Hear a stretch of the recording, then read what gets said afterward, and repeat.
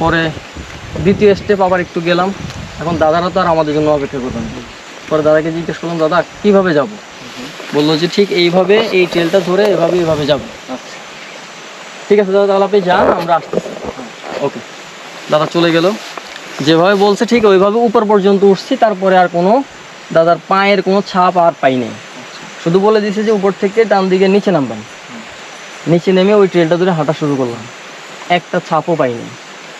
দেখলাম যে আপনার একটা ওয়াই জাংশন আছে ওইখানে পর্যন্ত আসলাম। আসার পরে এখানে একটা ঘর ছিল আর এখানে একটা ঘর ছিল। আচ্ছা, দুইটা ঘর ছিল, আর বাকি সব ঘর চলে গেছে ওইখানে। ওই আবুয়া পাড়ার পুরান পাড়া, কিন্তু এটা এখান থেকে শিফট হয়ে গেছে ওরা। তো এসে ব্যাগ এদিকে রাখলাম নিচে, নিচে গিয়ে দাঁড়াইলো। এভাবে হেলান দিয়ে দাঁড়ালো, নিচে কিন্তু খাদ একেবারে খারাপ।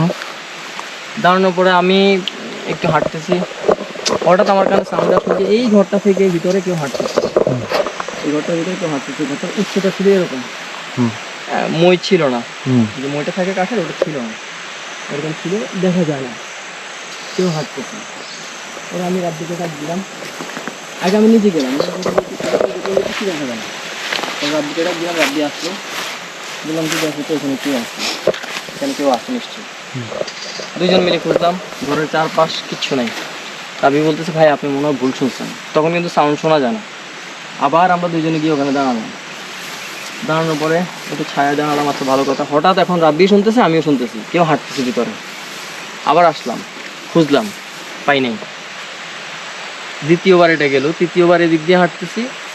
হঠাৎ করে সাউন্ড শোনার পরে আমার ভিতরে একটু আনইজি ফিল করলাম।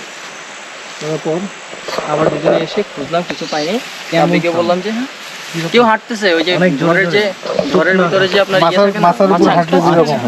কটকট যে সাউন্ডটা হয়, এটা স্পষ্ট শুনতেছি আমরা দুজনে। পরে রাব্বিকে বললাম যে ছুরিটা দেয়।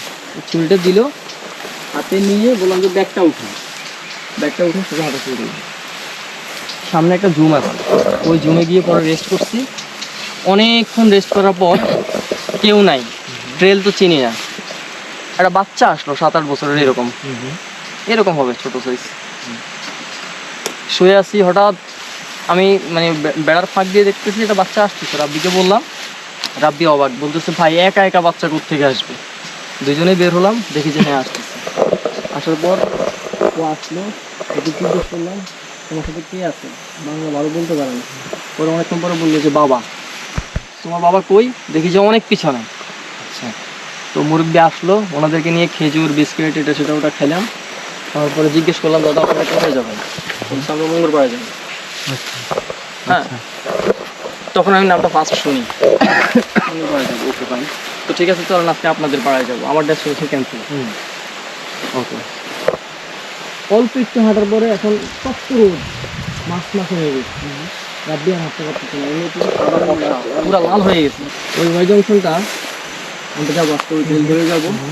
ওই ওয়াই জংশনে গিয়ে রেস্ট করলাম। রাব্বিকে বললাম তুই এই ট্রেলটা দেখ, কোনো ছিন্ন পাস কিনা, আমি এটা দেখতেছি। আমি এটা অনেকক্ষণ থেকে ঘুরে আসলাম, আসি দেখি যে রাব্বি ছিল বসা, ও পুরা একেবারে বালির মধ্যে শুয়ে আছে। পুরা বালির মধ্যে শুয়ে আছে। না না, ওখানে তো পুরা মানে ওয়াইল্ড জঙ্গলের ভিতরে, বালির মধ্যে শুয়ে আছে। কি ব্যাপার রাব্বি? তো ভাই আমি তো এখানে ব্যাগের সাথে বসাচ্ছিলাম। পরে ওকে মুছে টুসে ই করে পরে আমি দেখলাম একটু সামনে ওর যে ট্রেলটা মানে ওকে দেখতে বলছি, একটু সামনে গিয়ে দেখি যে শুধু ওনার যে ফুটটা এই জায়গাটার একটা ছাপ আছে, এদিকটা নাই। তখন আমি বললাম যে দেখ ওই যে পায়ের ছাপ দেখা যায়। বলছে ভাই তো অর্ধেক। আমি বলছি এটাই হবে, হয়তো পাখিটা লাগে নাই, এটাই হবে। কিছু দূর সামনে গেলাম, যাওয়ার পর না কিছু সরি রাব্বিকে ওইখানে বসায় রেখে আবার যে তুই একটু রেস্ট কর, ঘুমাবি না, বসে থাক। আমি একটু সামনে গেলাম এগোই, তারপরে গিয়ে দেখি যে সাউন্ড শোনা যায় কথা। তখন হচ্ছে আরো একটু সামনে গিয়ে দেখি যে একটা জুম ঘর আছে এবং লোকজন কাজ করতেছে 3-4 জন। যে ছোট ভাইটা আমার পরিচিত, তখন ওর সাথে ওখানে পরিচয় হয়। তখন আবার পিছনে আসি, এসে রাব্বিকে নিয়ে ওইখানে যাই। যাওয়ার পরে ওদের সাথে ওদের পাড়ায় যাই। যাওয়ার পরে এই বর্ণনাটা দেই যে এই ব্যাপার, দুজন লোক ছিল এভাবে আপনাদের পাড়ার কথা বলছে।